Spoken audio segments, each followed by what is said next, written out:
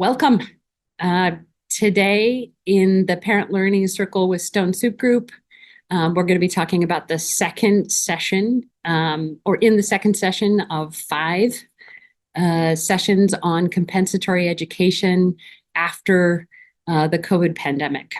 And today we're going to be talking about the denials of FAPE that can occur before eligibility. So looking at the referral process and identification of, under the law, it's called a child with disability, evaluations and the kinds of things that can happen that create a denial of FAPE, and also some of the process and information that gets generated for eligibility with the eligibility reports or the evaluation reports and eligibility summaries, vice versa. So today, this is going to be facilitated by me, Ann Applegate. I'm an attorney. I worked for Disability Law Center for 8 years and was staff for the Governor's Council on Disabilities and Special Education for people who experience developmental disabilities, other programs. And I was the planner 2 there, for planner 3, I think, for several years as well. And now I want you to go ahead and introduce yourself, and then Marcus, you. Hi, I am Brianna Bryant. I am a parent navigator for Stone Soup Group. I have been doing parent navigation with Stone Soup Group for about a year. Prior to becoming a parent navigator, I worked as a DDRC navigator for 3 years with Stone Soup Group, assisting families applying for Medicaid waiver services. And prior to that, I worked at Disability Law Center for about 7 years as a legal rights advocate, specializing in special education and institutional advocacy. And I'm Marcus, communications specialist with the Stone Soup Group, and I've been here going on 7 years, and I was also a DDRC navigator for 3 of those years. Great, thank you. I wanted to make sure that we recognize that we've got a lot of expertise in the room, the figurative room. We've done the introductions. What I want to say is, how did we get here?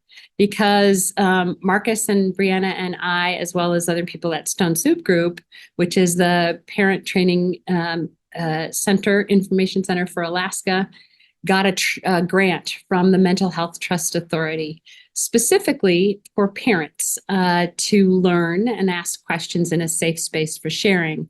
That application was designed to focus on teaching parents about the ways that lost opportunity, also educational opportunities, could be addressed through various kinds of activities and actions that they could engage in to kind of recoup some of that lost education.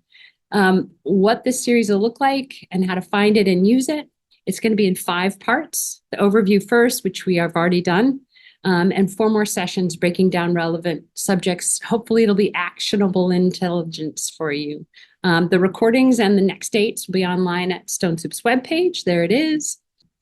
I'm going to use terminology and acronyms. Alphabet soup is what we kind of affectionately call it, but the my usual strategy is to say the full name a couple of times along with the acronym, and then after that, I'm just going to use the acronym. So if you run into difficulty, you've got your phone handy, probably look up an acronym you don't understand, and you can ask about it at the very end. Last session, we talked about the overview of compensatory education generally. We talked about why it was created by courts and how it wasn't actually in the IDEA specifically. And we talked about how it is calculated, knowing that it's not really a mathematical calculation. It's kind of part math and part artistry. And we talked about some overview of when it might arise. And then we will do a quick review of those first slides here in a minute, but on the Stone Soup website, you'll be able to see both the next sessions and also the past ones. So if you get to a place that you don't understand about generally comp ed and how one uses it and why it exists and so on, go back to that last session. Well, there's also going to be more information on the whole series at the Stone Soup Group Parent Conference in March. Today, we're going to talk about the denials of FAPE before eligibility, as I said. And first, the review.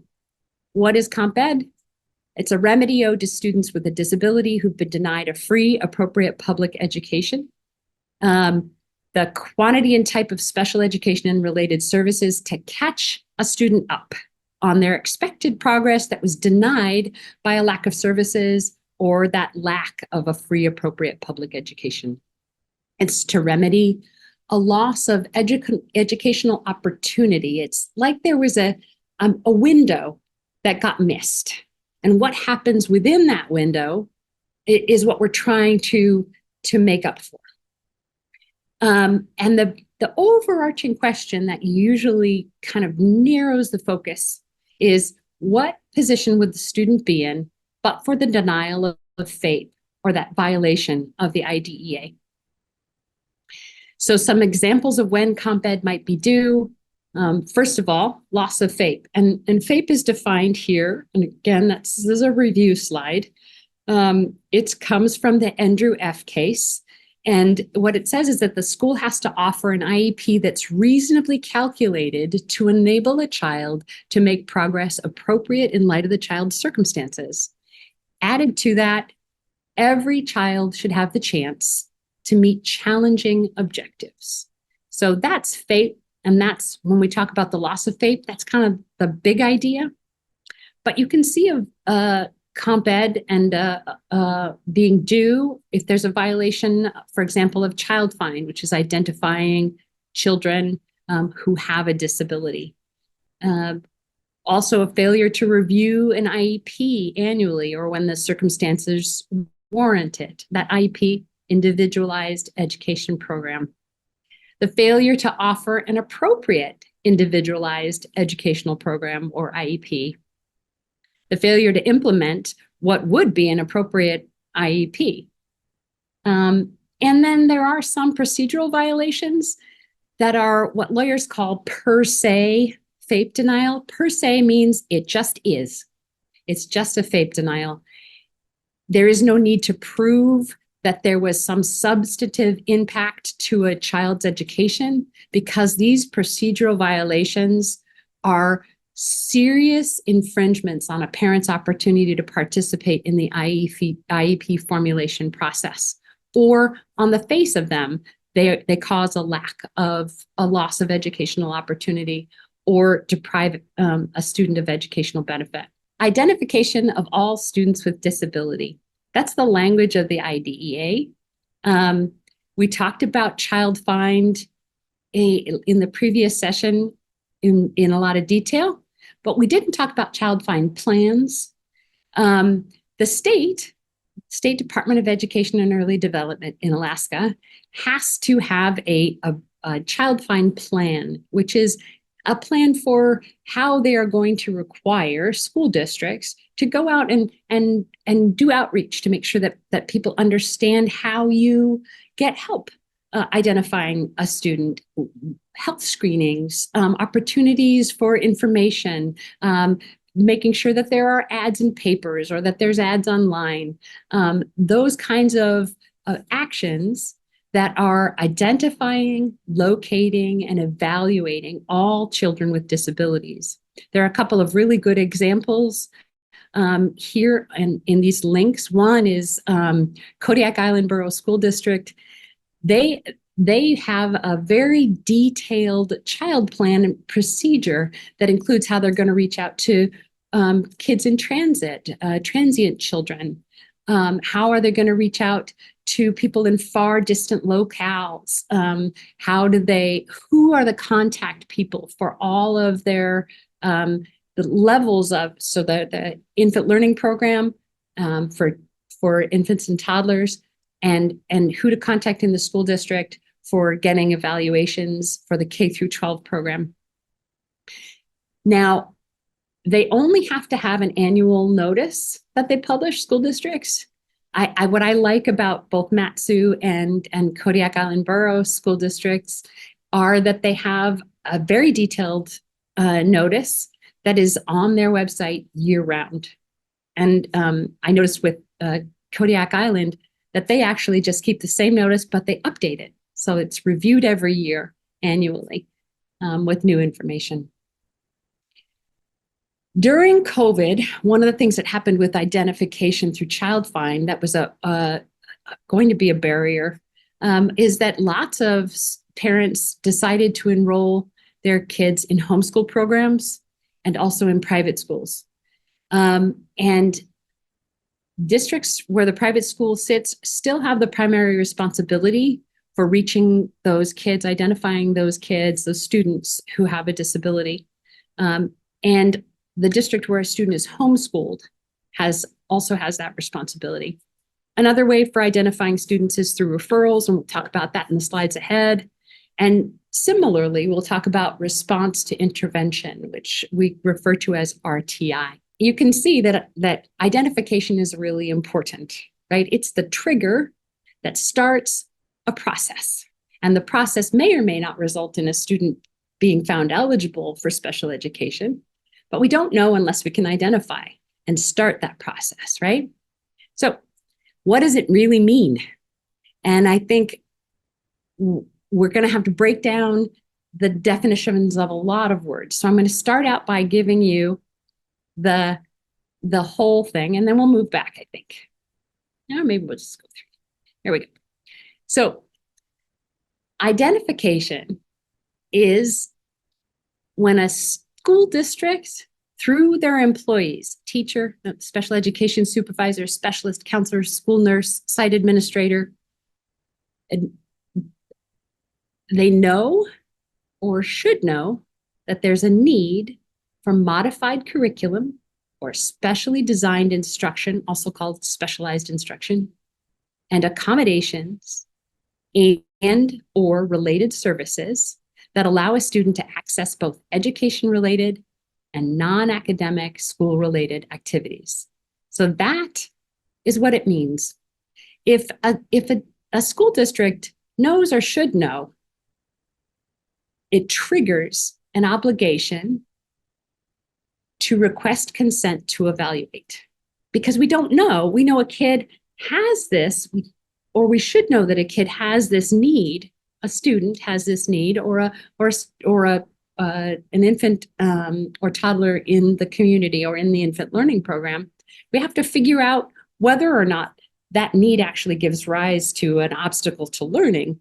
But for now, we need to decide whether or not this student is going to be able to have the evaluations. And to do that, we have to talk to parents. The reason that's relevant, that identifying, is because there are sometimes problems. There are sometimes gaps in from the know and should know perspective. Actually, I want to go back to that slide. Sorry about that. So knowing means that the school district has a report.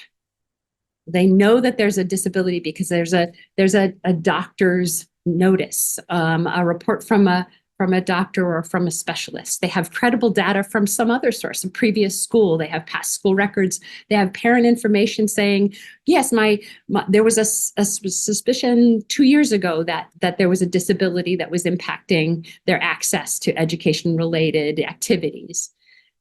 Should know is a little more tricky, right? And this comes up a lot in the world of disputes. But should know is there's an observable pattern that indicates a need. There's a recommendation from a previous school that maybe didn't end up evaluating.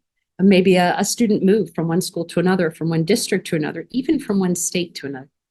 There's an obvious regression that's happened over time, or it's a sudden regression, a lack of progress that's not explainable by other things. Basically a suspicion or an awareness of a disability. And we're talking about a need. It's a need for something else to access a least restrictive environment, which we'll talk about later, and meaningful benefit from education. There's something missing that maybe it's modified curriculum, which is the next one down. Changing what a student is expected to learn reducing the complexity of actual curriculum. That's modifying that curriculum. Specially designed instruction, that's when a school adapts the content or the strategies or the methodology, the delivery of instruction. Accommodations are just like in the ADA. They're changes in practices and procedures that provide equitable access, equal access to grade level content during instruction and assessment. And related services are probably what you're familiar with, those related services that support a student to benefit from that education. So that's really the whole piece of identifying. Now, we talk a lot about referrals for evaluation, and there are some good materials actually in the state handbook for special education that's available for employees of school districts, but it's also on their public website.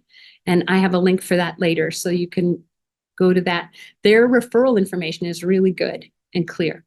But who can refer a child to a school district as somebody who might need special education and related services? Sources who believe that they may be eligible.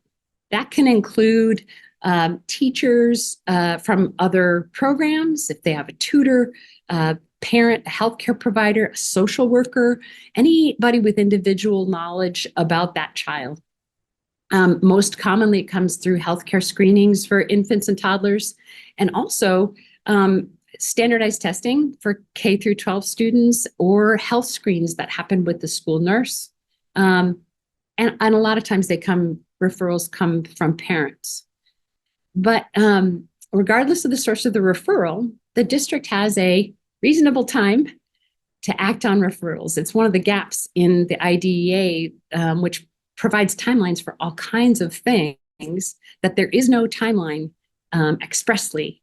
But a reasonable time is usually considered about 10 to 20 days when we're talking about needing to evaluate for a kid who may have a disability that's posing obstacles to education. That's a long time. So we want to get right on those. So reasonable is not that long a period usually. If the district rejects it, no matter who the source was for the referral, you have to imagine for a minute that if the referral comes from a social worker, parents still may not know that this referral has been made. So if the district decides, yes, they do want to adopt the referral, they are going to proceed down the process to ask consent, then that consent request goes to parents. So parents find out about it that way. But how would they know if it comes in from someone outside of the family? How do they know that somebody else has believed that their child may be eligible for special education? So, makes sense. The district provides a prior written notice to parents. That notice is a complicated legal thing in some respects, but here it's really a notice that describes that somebody thought that your student was eligible for special education and related services. We've kind of done a look at this referral. We don't believe that it rises to the level of a referral that for evaluation that we want to follow up on. We are now rejecting it or deciding not to act on it. There are some other things that have to be in that prior written notice, but that's a way of letting parents know that somebody out there thought this and we don't agree, so we're not going to do it. That gives parents some options for whether they act on that or not.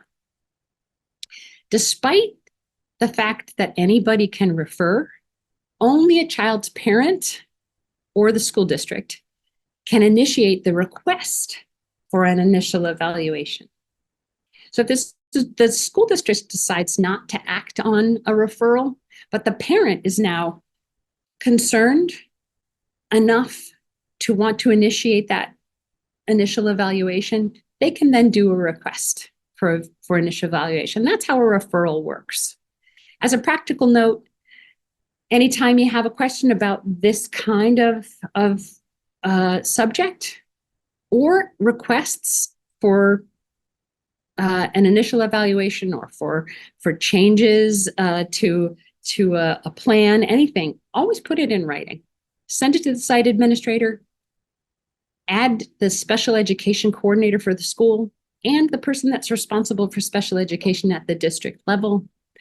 And I have to say, that's not being heavy-handed. You're not sending out this blast of information to too many people. The reality is, especially in some districts in our state, lots of people have lots of hats.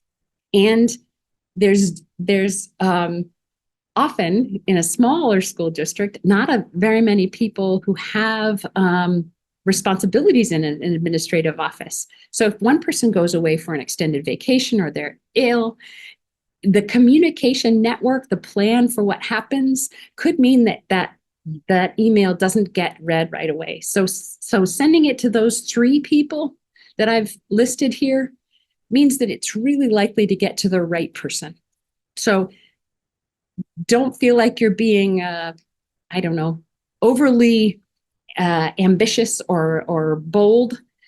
You're not. You're just making sure that this is a thing that reaches the right person in a timely way. All right. So we talked about how referrals function. There are ways that during the pandemic, referrals could and did throughout the country result in denials of FAPE. I should preface this by saying that I have slides like this throughout the presentation. And the way that I prepared these is to go through the sources that I have for seeing what state administrative complaint corrective actions have been filed or found and ordered throughout the country, and also due process hearing results. There are a couple of great sources of information for that lower level of conflict. And it kind of gives attorneys and policy watchers like me an idea of what's coming up, because it takes a long time for those, for example, due process hearing results to work their way into the court system. And for this issue, by the time they reach the court system and the appeals court levels, and we start to know what the courts are saying about denials of FAPE during the pandemic and compensatory education for those things, it's going to be, in some instances, too late for the kids that are aging out. And it will be difficult for parents to understand how to gather up those past missed opportunities because it'll be kind of getting stale. They'll be past. And the big important thing for kids is that those missed opportunities will become kind of deeper ruts that are hard to help them pull their wheels out of further along. So I like to look at what's happening at the lower level of what we call lower level of conflict, because it gives us a trend of where these things are going. So when I talk about potential denials of FAPE and during the pandemic, my sources are the current decisions that are being made around the country in various states. So there was a case where a parent and care professionals, this was during the initial period of school closures, and parent was the assistant at remote delivery, but there was some outside care for a student who was doing remote delivery at home. And this was not a student who had a previous eligibility for special education, but the parent reported to the site administrator that there had been a sudden decline in the student's mental health. And subsequently, eligibility was found, but there was a big gap in time. And so the parent went to recoup or to reclaim the education that was lost in that time, the support that was lost in that time period, and the impact on education get that remedied. And this is the next one. Anyway, that's not the link there is not what I'm talking about. That's my my data after this. But the hearing officer, that was a due process hearing, and the hearing officer found that there was a denial of FAPE, that what was really happening when the parent did that, and the care professional also added their voice, that was a referral. And it was not treated as a referral by the school district.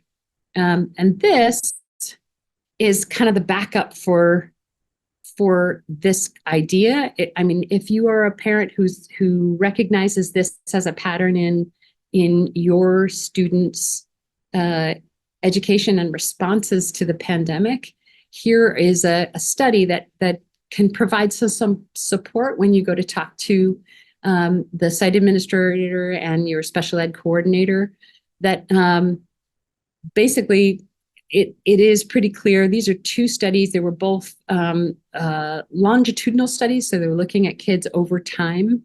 And the first study found, of course, increases in depression, and they talk about online learning difficulties and increased conflict with parents, and how COVID was actually creating the mental health impairment that was impacting their ability to learn. The second one is about a study looking at emergency department visits for suspected suicide between February and March of 2021, and comparing it to the same period in 2019, and seeing a really significant increase, particularly for girls, which was 50.6% higher. The second, and this case was cited in the summary about that first due process matter.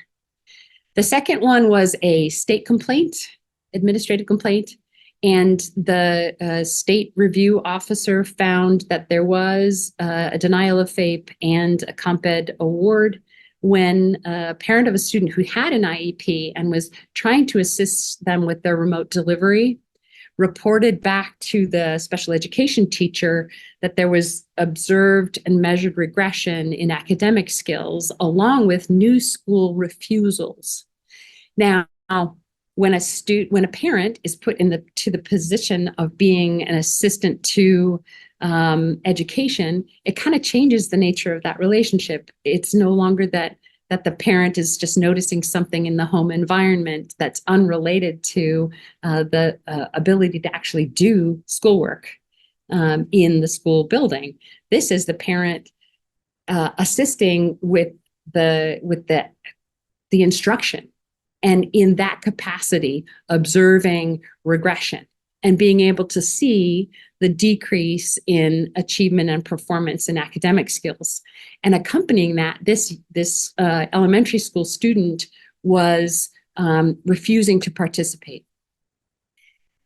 And the justification from the in the corrective action was that school refusals, when it's a brick and mortar building, have been considered a manifestation of an emotional disturbance disability for a long time. School avoidance, school refusals are behaviors and behavior patterns that are huge barriers for kids to access school. And so the fact that the school refusal was the refusal to join a remote delivery format and a refusal to participate in classroom activity should have given rise to the understanding that there was a need to evaluate in a new area of suspected disability.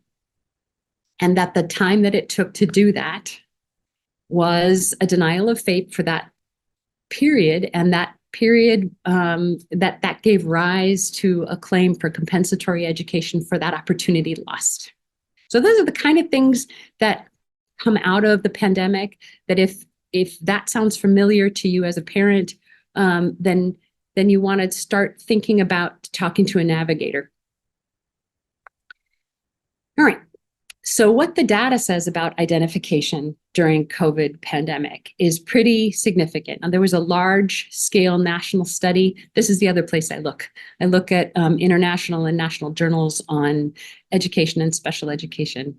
And this was the sample size was 925, which is a pretty good study. And what they found was that, first of all, children with disabilities, of course, were less likely to be officially diagnosed during the pandemic. Because they didn't have official diagnoses, it was less likely that they would become eligible for services because there wasn't support that was super clear and obvious for whatever referral or whatever request for evaluation was made. But more importantly, even for children who were identified as needing special education services, they were less likely to receive them and even to receive their service plan, their IEP, than prior to COVID-19. Now, this seems like it's kind of a no-brainer, right? We would all nod and go, yeah, that seems right. What matters is somebody with the right degree did the right kind of study to show that it did happen. Because it's one thing for all of us to think intuitively that, yes, of course that happened. It's different when we start talking about it as a scientific piece of data. We get to use it differently. It becomes a way in which you can demonstrate that not only do you feel like this happened, but it did happen for other kids and it happened for your kid. This comes from the International Journal of Educational Research. The title is, This Will Likely Affect His Entire Life, Parents' View of Special Education Services During COVID-19. It was done in 2022. I didn't get the name, but if you Google that, you'll be able to find it. Oh, and there's the link. What a helpful slide this is. Okay, response to intervention, RTI. It gets a bad rap from a lot of special ed advocates. And I don't share that perspective so long as it's used appropriately. And I'm going to talk about it a little bit first again, and then we'll talk about the ways in which it can give rise to a denial of FAPE. But the RTI as a concept was added in 2004 to the IDEA. It was added as a method for identifying students with specific learning disabilities by measuring a response to interventions to improve the general education learning environment. The idea was that there was a concern and there was reports and testimony from educators that there was a risk of over-identifying students as having specific learning disabilities for a couple of categories in reading, expressive and receptive communication, and 2 categories in math. And that a lot of the students that were being identified and then pulled out of classrooms and given one-to-one and one-to-one instruction, that those students were actually in an environment where the learning environment wasn't as good as it could be. So it wasn't about a disability inherent in a child. It was about a failure to provide just a rich opportunity for learning to an entire classroom. So they added it as a way of identifying. It's kind of a rule out identification. And the way that it works is they try to make sure that learning difficulties are not due to a lack of appropriate instruction.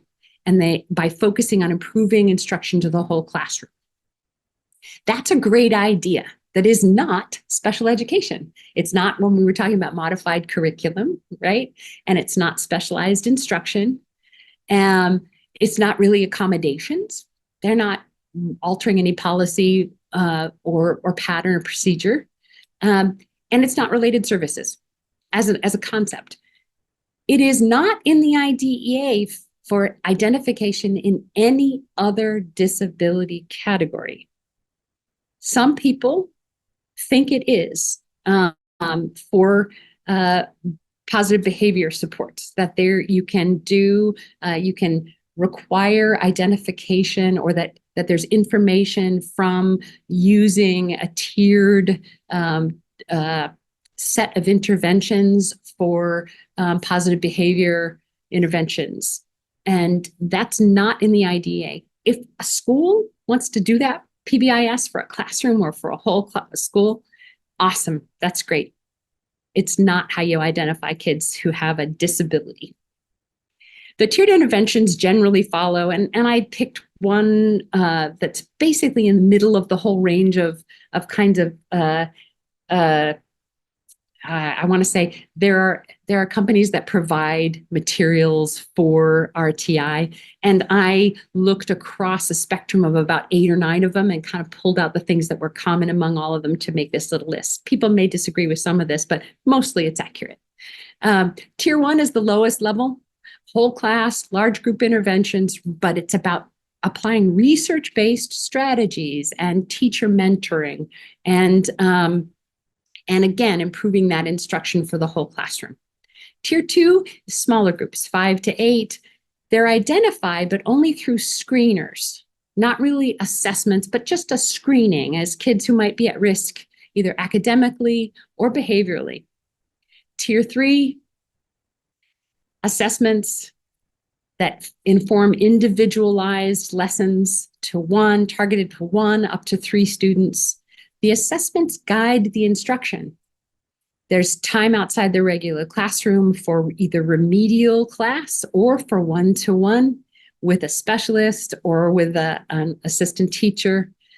And the quote that I thought was capturing the idea is that these students need help with the most basic foundational knowledge and skills required for the course. Sounds a little bit to me, no, a lot. It sounds like special education to me, because what we've got is we're doing a pullout. We're taking a kid away from the general ed environment. We are doing assessments with, with or without parent consent. Certainly not without certainly without procedural safeguards. And the idea that the most basic foundational knowledge requires assistance seems to me about modifying curriculum, changing complexity. And that feeds right into the potential denials of FAPE through RTI. The biggest problem that used to happen more, I believe, is the delay in identifying when interventions go past the point of that know or should have known. And that means that what they're doing is waiting until tier 3 is completed and there's success or not before making a referral to special education for a consent to evaluate for special education services. I don't see this very much anymore in any of the current cases. In my practice, I never saw people insisting that a student had to pass all the way through tier 3. But if it's on a continuum, there is a point at which, and where is it? Is it tier 2? Is it between tier 2 and tier 3? When you just should know. You're applying more and more specific, adapted, modified curriculum and specialized instruction. At some point, it's not about the instruction. So that's the first one, the delay that happens. I used to always say, can't we just do them at the same time? Can we start the process of evaluations for special education eligibility at the same time that we're still engaging in the classroom interventions, tier 1, tier 2, tier 3? There's nothing that affects each other adversely. The second one is the inappropriate use of RTI for identifying a need for behavior support due to disability. And I mentioned that earlier.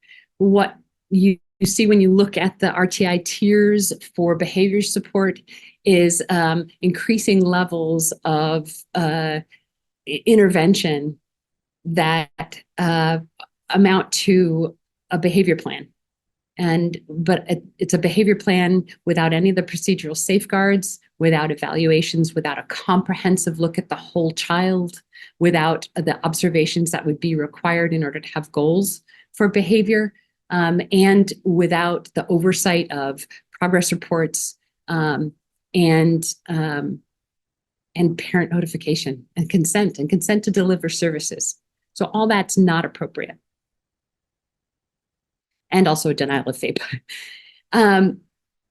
Here's the one that I did see as a practitioner and an advocate.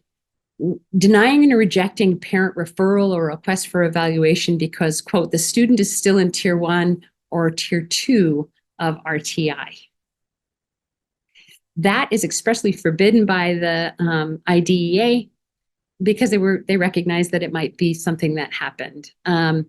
A student has not participated in an RTI program at any level cannot be the basis for a denial, as such participation is not required by law as a prerequisite to an evaluation request, and it's not required for identification under the SLD category. I have never, actually, I don't think I've ever seen a student that was identified for eligibility under the SLD category that was identified only through RTI. There are lots of other tools to use. Now, RTI during the pandemic. The National Association of School Psychologists appropriately recognized that it was going to be a real problem to try to identify students or to supplement the understanding of a disability through RTI during the pandemic. Think about it for a minute. We're doing classroom interventions, and they're designed to apply to that environment, the brick and mortar school, and it's about changing an entire climate of learning and creating new habits and new opportunities for accessing information in that environment. You have school closures, then you come back in, there's a positive COVID test, and so people are back out again and online again. You've got kids that are distanced in their desks, and there are the ways that you can interact with students as a teacher are impacted because you're not going close to them to help them look over their shoulder and point out what they're working on. All of those things that happen in good classroom instruction are all upset. So if we're talking about the lack of appropriate instruction in the classroom as being the rule out, how can you do that when there is no stability of environment or method? And so the National Association of School Psychologists created a report, and I believe it was 2021, and I read it, and their recommendation is that RTI not be used for the purposes that it has been used for, both for improving classrooms and for particularly for identification of specific learning disabilities until core instruction is stabilized. That's something that that school psychologists should be looking for and verifying before they recommend that be part of an evaluation process for special education eligibility. And what they said was pandemic closures make it almost impossible to rule out a lack of appropriate instruction as a causal factor, as a reason for learning difficulties. And it isn't just a problem in the rearview mirror. Since the return to school and the return to brick and mortar schools, it's still a problem because kids are still operating under a deficit, and they are still in periods of instability because of that time away and because of those changes. And what they said is lack of in-school access to students has led to both over-identification of kids with SLD and also under-identification of students with specific learning disabilities. So their recommendation is that before that can be done, there has to be some real stability of educational environments, including addressing workforce shortage.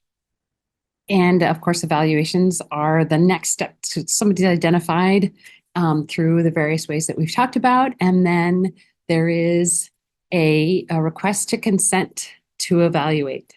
Did I say that? They're identified. Did I say identified? That's what I meant.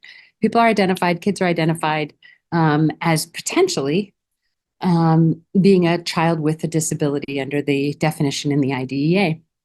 And so the request to evaluate or consent has to be done within a reasonable time from the referral or the identification.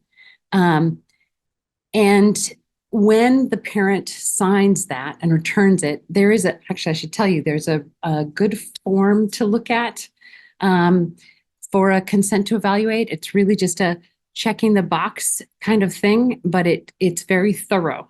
And that's a good example to look at in the handbook, again, for special education, that the State Department of Education and Early Development's website. A student must be evaluated under the IDEA across all areas of suspected need. And that refers back again to that identification list that I had. So suspected need is that kind of known or should have known. And it should be a comprehensive look at the total child.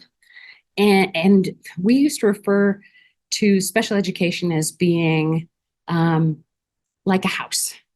And an eligibility category is just the door that a student enters through. Once they're in, Congress had good sense and lots of good testimony and recognized that when a student experiences a disability, that disability impacts their whole life in different ways and in larger amounts or smaller amounts, depending on their changing development or their changing educational environment or their home environment. And that the disability is like the kind of the air that moves through that house. It's everywhere. So we don't need to spend time deciding whether or not something we see that's an obstacle to their learning, whether that's caused a lot by the disability or only a little bit by the disability, we can address it and we should address it. So if it's a need, then we evaluate for it. We try to figure out its contours, what does it look like?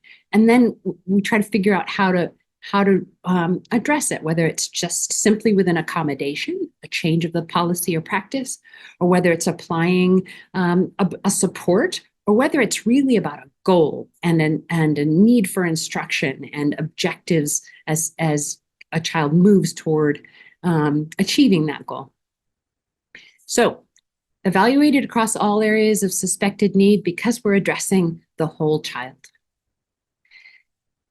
Standardized assessments, science-based, peer-reviewed. We want really good data. We want information that we can rely on to decide whether or not first a child is eligible under one of the categories, and then to use that information from these reliable, credible tools for assessment and evaluation to create an appropriate working IEP.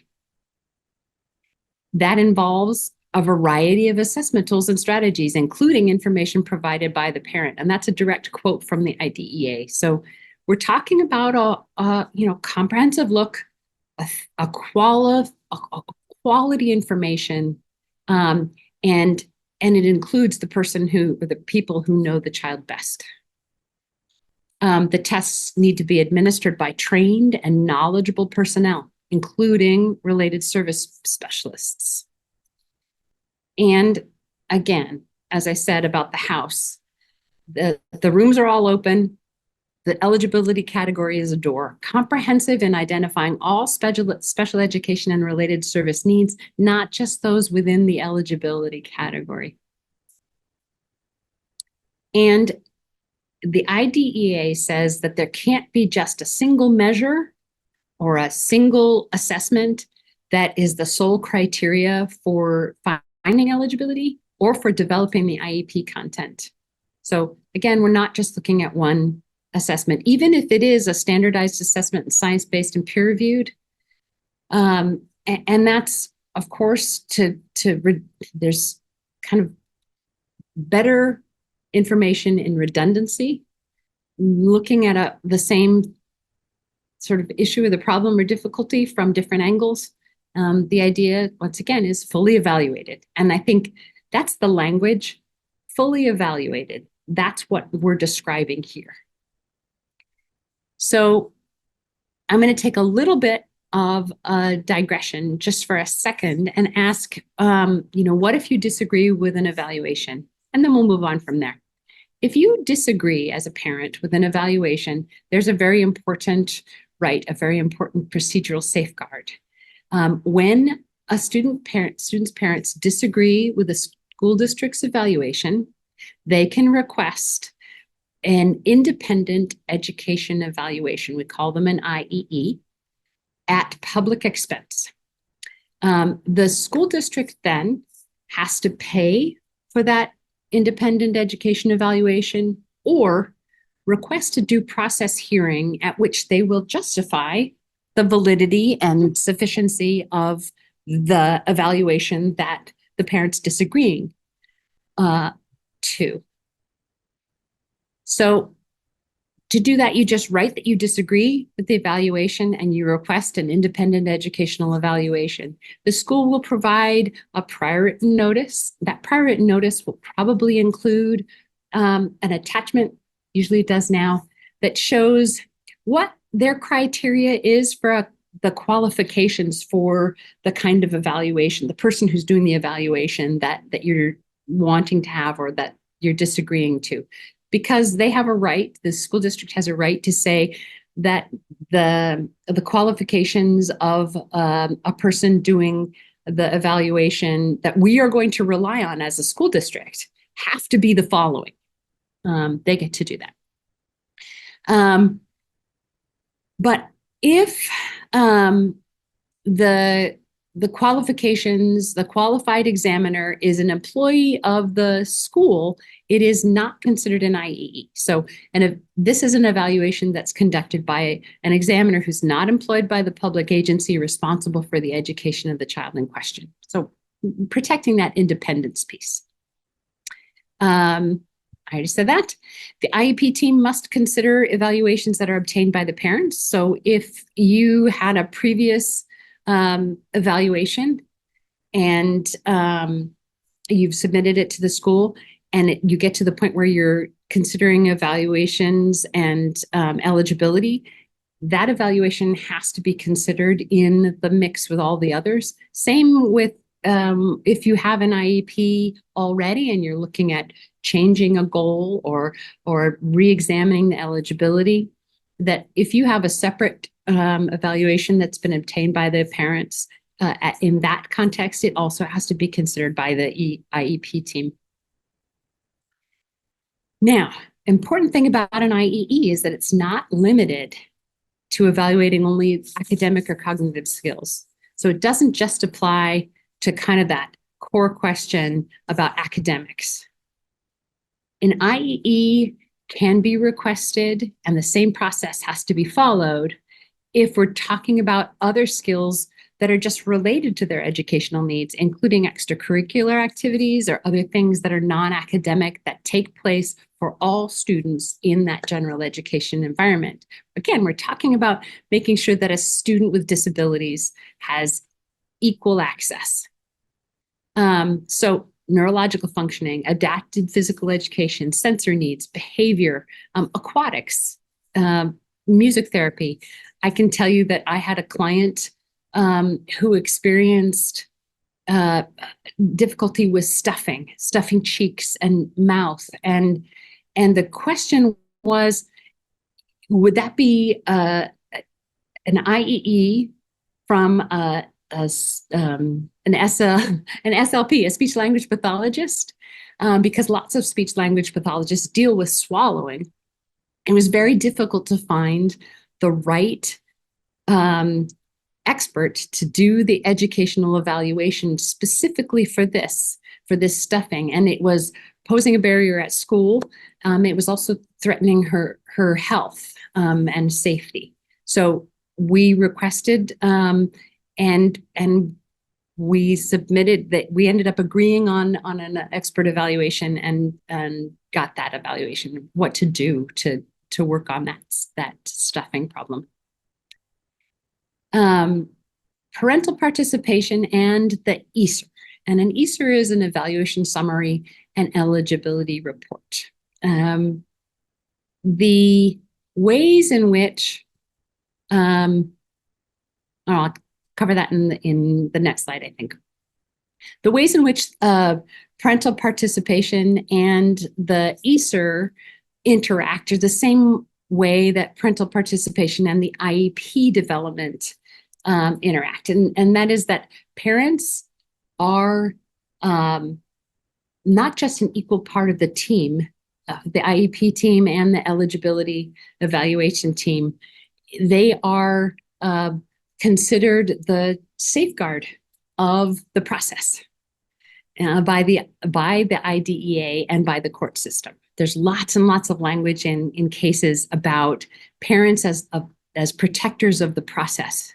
That parents have the elevated need to have information because they are not professionals and they don't constantly interact with the other professional members of the team.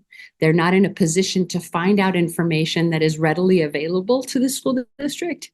So they are entitled to all assessment data, including past screenings that were given to the general ed classroom, including observation data and raw data, appropriate reports and records.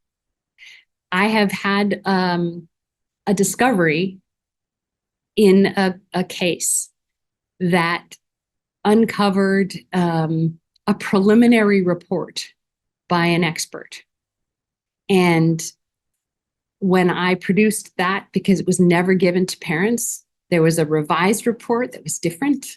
I can tell you that the hearing officer was not happy with the school district for not having provided that preliminary report that was then altered. Reviewing existing assessment data for reevaluation. I had a section on reevaluation here, and I pulled it out because there's just not enough. There's not enough on it to deal with in this training. But I want to point out that for reevaluation, it is an option to just review existing assessment data along with classroom performance data, and that will be probably the way that it happens, the 3-year reevaluation of the IEP, unless a parent requests new assessments. And if they do, if a parent requests new assessments, the IDEA refers back to the same section on evaluations and says, if the parent requests those new assessments for a reevaluation, all of the rules that we just talked about apply. So here is, we've talked about what it looks like to have a fully evaluated child. What does that initial evaluation look like? And what does that new assessment look like if a parent requests it for reevaluation? Now, if those evaluations are incomplete, the court says it denies parents their participation in the eligibility decision and is therefore a denial of FAPE. And compensatory education is the appropriate remedy. Now, in that circumstance where you don't have an obvious time period, you have to do the same kind of thing we talked about in the first session, which is looking at how long it took to correct the eligibility decision or the information that ended up getting transferred into an IEP. But the court says that there's a denial of FAPE even if there is an appropriate IEP that comes out of an eligibility report that was incomplete.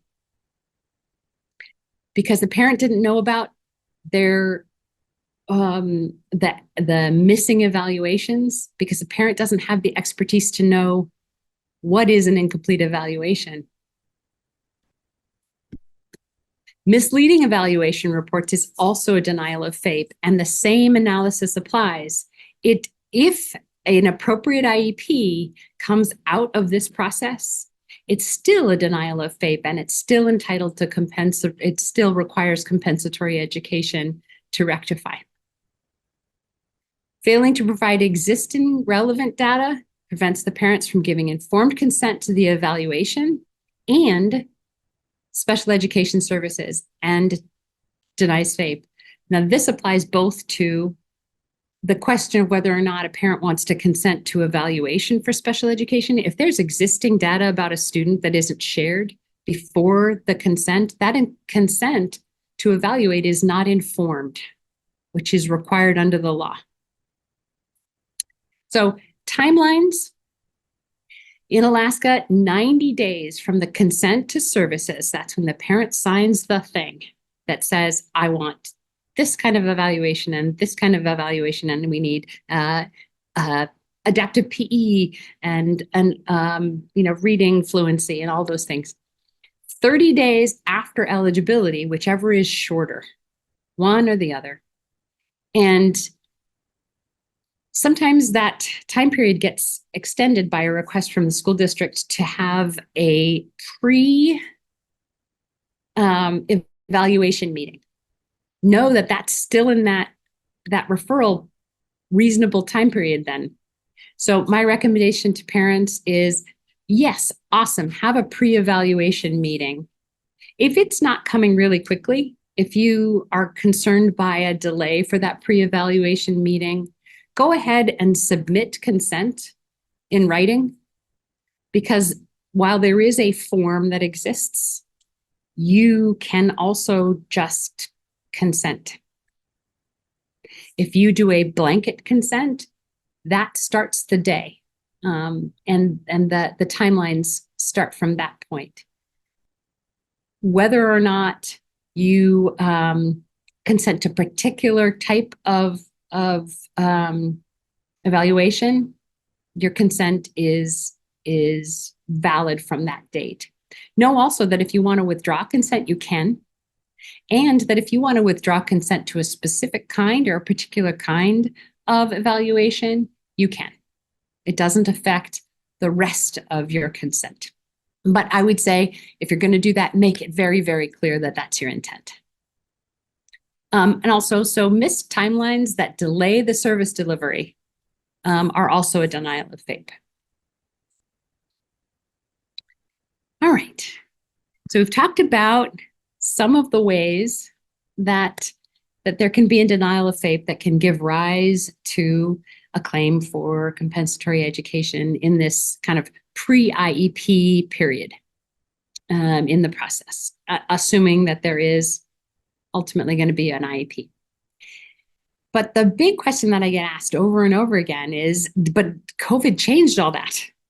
Comp Ed only had a certain period of time because we only had 2 years in which we had money for COVID relief, specifically for compensatory education through the U.S. Department of Education and to the State Department of Education down to districts. So that 2-year time limit has passed. There's no more money from that COVID Relief Act.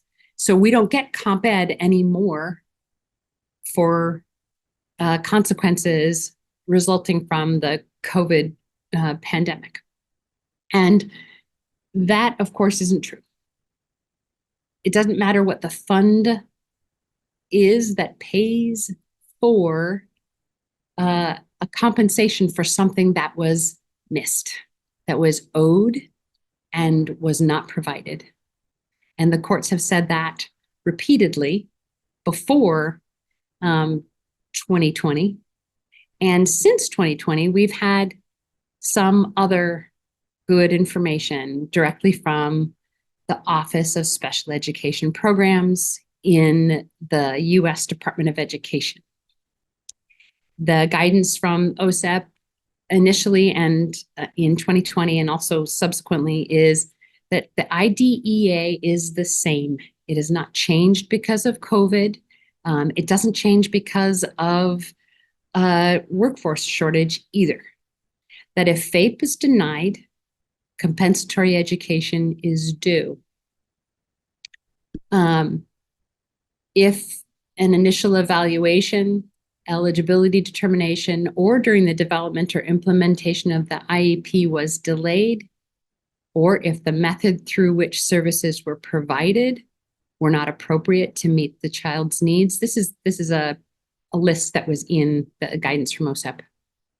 If some or all of the child's IEP could not be implemented using the method of service delivery, if meaningful services to facilitate transitions from secondary school were not provided due to the pandemic, if a child's behavior, we talked about this in one of the earlier examples, was the direct result of the LEA, that's the school district's, failure to implement the IEP, failure for any reason, and the child's education was disrupted, that's a denial. All those things deny FAPE and comp ed is due.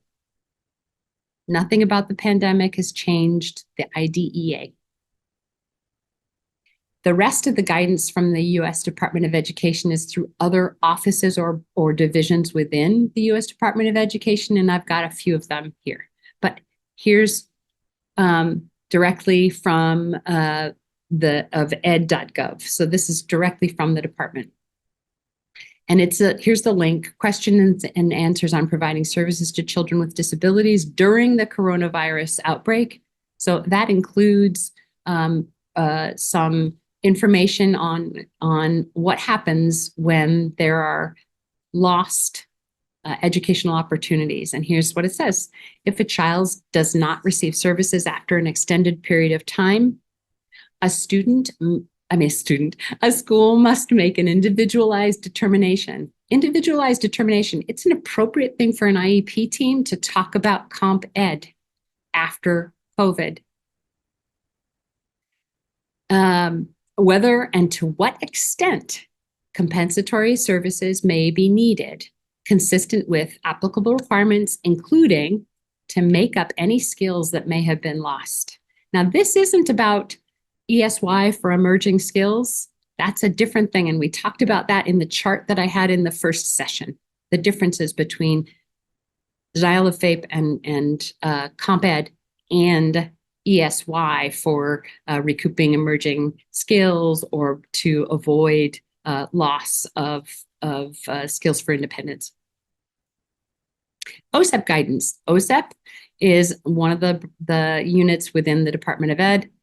They have a September 2020 guidance. OSEP reminds SEAs, that's the state agency, and LEAs, the school district, that no matter what primary instructional delivery approach is chosen, SEAs, LEAs, and the individualized education program teams, IEP teams, remain responsible for ensuring that a free, appropriate public education, FAPE, is provided to all children with disabilities.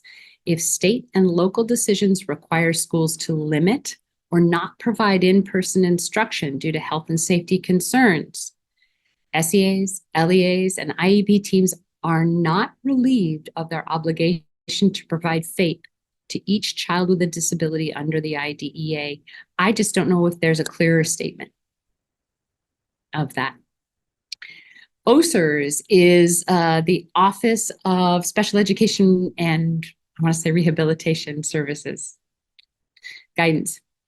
And they have a return to school roadmap from September 2021. And they emphasize that there's difficulty consistently providing services determined necessary to meet the child's needs and address each of the goals in an IEP. Some children may have not received appropriate services. It will be critically important for IEP teams to make individualized decisions about each child's present levels of academic achievement and functional performance and determine whether and to what amount compensatory services may be necessary to mitigate the impact of COVID-19 pandemic. OCR, Office of Civil Rights Guidance, same thing. FAPE and the need for compensatory services under COVID-19 pandemic. Compensatory services are required to remedy any educational or other deficits that result from the student with a disability not receiving the evaluations and services to which they are entitled. How do you know it's entitled? It's in the IEP. One thing I want to add before we take our little break and then address whatever questions there are in the Q&A. And that is that there was just a federal case that, I don't know, last week was dismissed, but a parent group filed a petition for hearing as a class action. And they wanted to have the class formed that was all special education students in the country. And their claim for Comp Ed was for the respective periods in each state that there were school closures. The services for that time period, whether it was a week, whether it was 4 weeks, whether there were 2 weeks and 2 more weeks later, and they wanted certification as a class of every student in the entire country. And what's interesting about the dismissal is that the court dismissed it by saying that they, as a federal district of New York, did not have authority or jurisdiction over the other federal districts. But the court also said that they were not reaching the issue of whether or not individual states, parents in individual states or parents in individual school districts were not an appropriate class to make the same claim with regard to school closures within their districts and states, to make those claims in the federal courts in their own state. And whenever a judge does that, they're kind of giving a little nod that says, this may well be a valid way to pursue something, or that it is an interesting question of law, whether or not that's a class action that could bring that kind of issue to a federal court in the right place. That they weren't the right place, but they might have the right place in their own state. So if you want to look at that, it's in the federal district court in New York. And I think if you Googled class action, COVID, school closures, and you would probably find it if you were interested in reading about that. I didn't need to put it up here because it was just a newspaper article. I didn't read the court decision, just the article.